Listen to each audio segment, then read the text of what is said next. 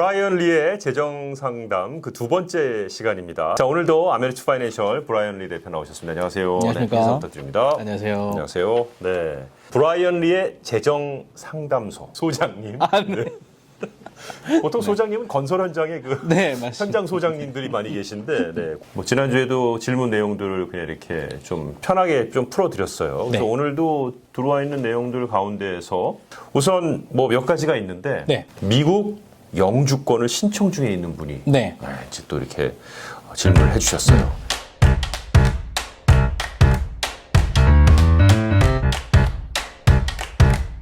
한국에 있는 자산을 미국으로 이전을 하고 부동산 등을 구매하거나 자녀들의 학자금으로 활용을 하고 싶은데 법적으로 문제없이 자산을 이동할 수 있는 방법이 있을까요? 영주권을 진행 중이시고 이 이민법 변호사님께서 저희한테 추천해 주신 손님이세요. 아, 네. 네. 이제 상담한 내용들을 저희가 이제 러플리 제가 말씀을 드리는 거니까요. 법적인 문제나 또는 회계적인 문제나 이런 것들은 여러분들의 그 변호사님이나 회계사님과 상의를 하셔야 되는 거를 미리 말씀을 드리고요. 우선은 이분 같은 경우 자녀를 이제 미국에 교육시키시고 이분은 이제 미국으로 이주를 하기를 원하시는 거죠. 첫 번째 질문은 한국에 있는 자산을 이쪽 옮길 때 세금적으로 문제가 어떻게 되느냐.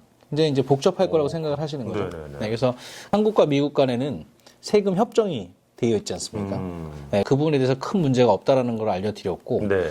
다만 이제 두 번째 질문이 그러면 한국에 있는 자산을 가지고 미국을 올 때 부동산을 사거나 아니면 여기에서 어떤 다른 방법들이 없을까? 이런 질문들이셨어요. 네네. 저희 쪽에서 아이디어는 뭐냐면 외국인들이 미국에 있는 생명보험을 구입하실 수 있는 그런 제도들이 있다라고 여러 번 말씀을 드렸는데 그리고 남편분은 이제 아직 한국에 거주하고 계셔서 네. 남편분이 미국의 생명보험을 한국에서 드시고 그 생명보험을 한국에서 컨트리뷰션 하는 방법 네. 다 합법적인 방법입니다, 여러분. 네. 근데 사실 이 프로그램은 일반적인 경우에는 많이 안 쓰시고요.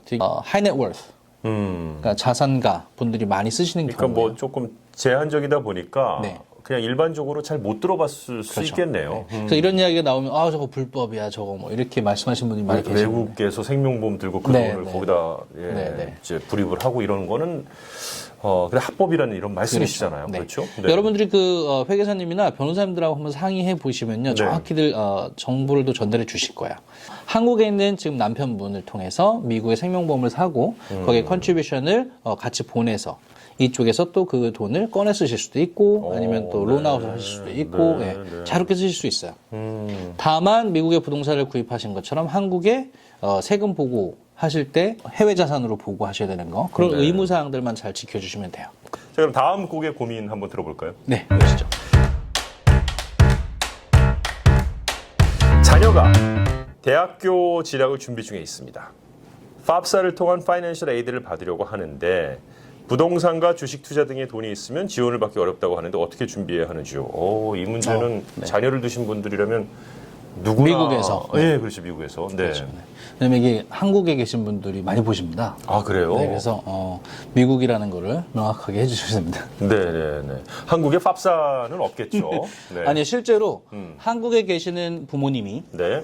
미국에 있는 자녀 때문에 고민 상담 오시는 분들도 많이 계세요. 아, 그럴 수 있겠네요. 우선 아이들만 여기서 공부하는 경우도 있을 테니까. 영주권이신데 한국에 나가 계시면서 네네. 여기에 그렇게 상담 오시는 분들도 많이 계세요.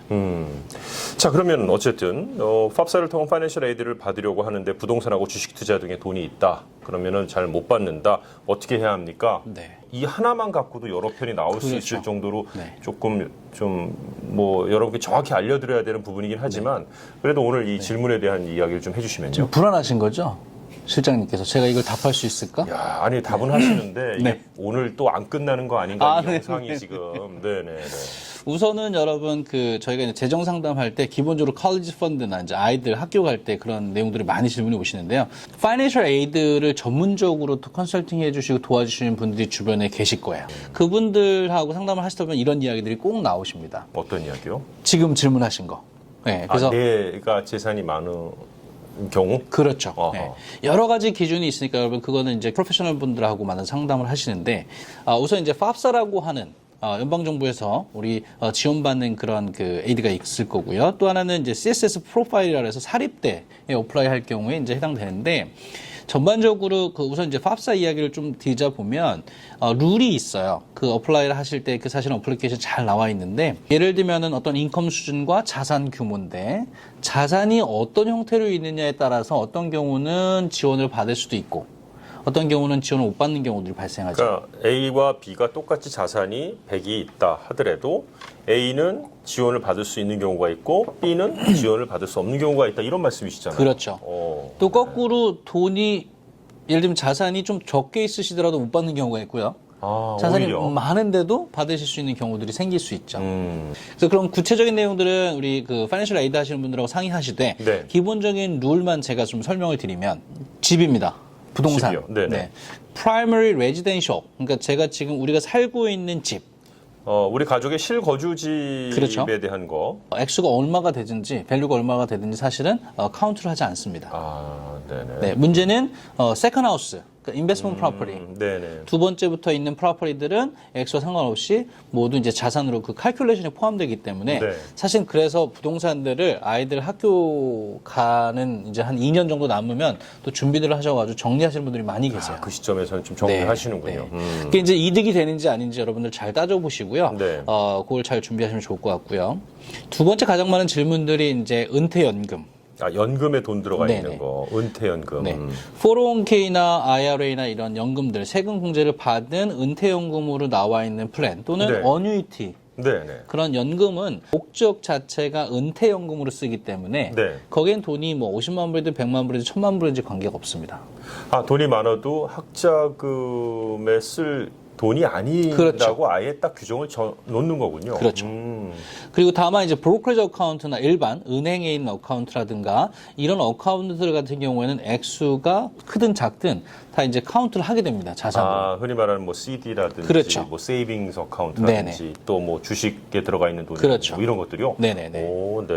네. 그리고 또 하나는 이제 생명보험을 또 많이 질문하시는데 네. 생명보험이 이제 저축성 생명보험에 보면은 이제 캐시밸류가 많이 들어가는 경우들이 있잖아요. 그렇죠. 그 경우도 첫 번째 생명보험의 목적은 데스 베네핏이 있기 때문에 이거는 또 그 돈이 많이 있다라고 하더라도 우리 그 파이낸셜 에이드를 받으실 때는 자산으로 칼큘레이하지 않습니다. 그런 게 있군요. 네.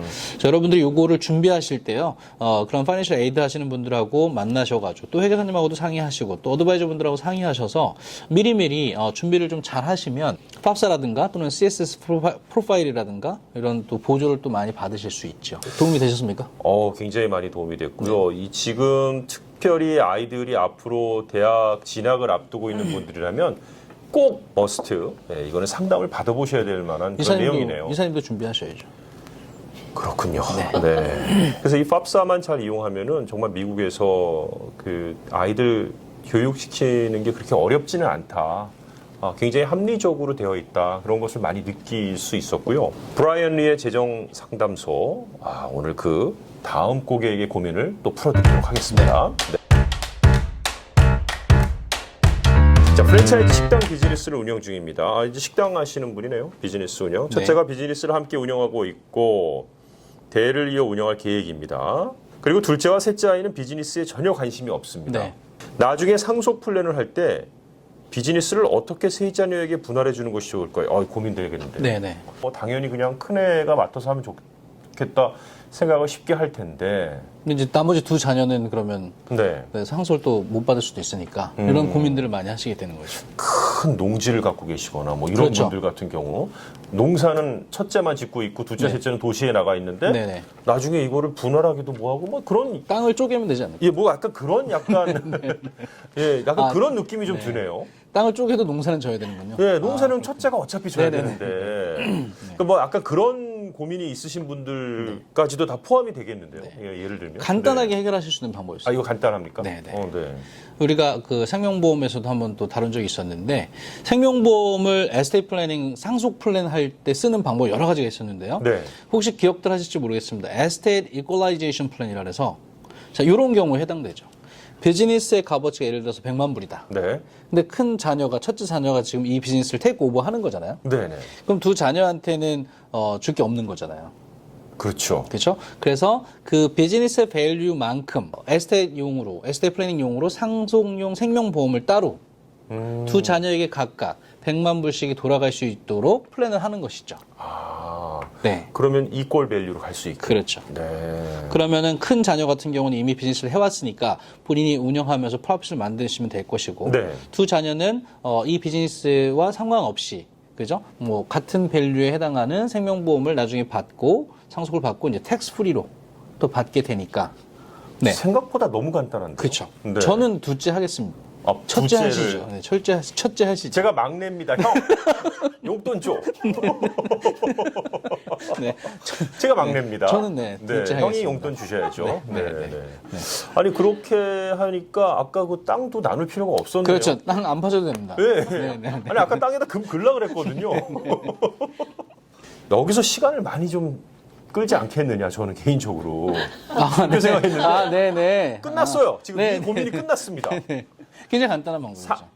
진짜 간단한데 브라이언 리 대표 만나셔갖고 그 생명보험으로 그 둘째, 셋째 앞으로 이렇게 이퀄 밸류로 들어주시기만 하면 되는 겁니다. 진짜 간단한 거예요. 네. 이건 뭐 상속 변호사님들을 만나셔도 음. 굉장히 간단하게 또 제안을 드리는 내용들이니까요. 그렇군요. 네, 상의하실 때 네. 또 필요하시면 또 어드바이저들하고 같이 상의하시면 도움이 될 것 같습니다. 자, 브라이언 리의 재정 상담소를 운영하고 있습니다. 저희가 지금 그동안 많은 어떤 고객들이 의뢰했던 뭐 그런 내용들, 네. 그런 내용들을 또 풀어드리는 시간을 앞으로도 계속 갖도록 하겠습니다. 다음 수고 시- 많이 하셨습니다. 네. 뭐 할 말 있으세요? 다음 네, 왜요? 다음 형 시간 또 말씀하세요. 네. 다음 시간에는 좀 더 어려운 아. 네, 그런 주제로 좀 오셨으면 좋겠습니다. 준비해 오셨으면 좋겠습니다. 그렇군요. 네, 네, 알겠습니다. 네. 사실 이런 상담들이 되게 이제 다양하잖아요, 내용이요. 그렇죠. 간단한 상담이 아닙니다. 그래서 쉽게 좀 풀어드리는 것이 그렇게 쉬운 건 아닙니다. 그래서 여러분들이 어려워하시는 문제가 있으시면요, 꼭 저희한테 문의해 주시고요. 다음 주에는 굉장히 어려워서 난처하게끔. 네, 알겠습니다. 난처한 고객들의 고민을 한번 알겠습니다. 풀어보도록 하겠습니다. 네. 인사 부탁드리겠습니다. 감사합니다.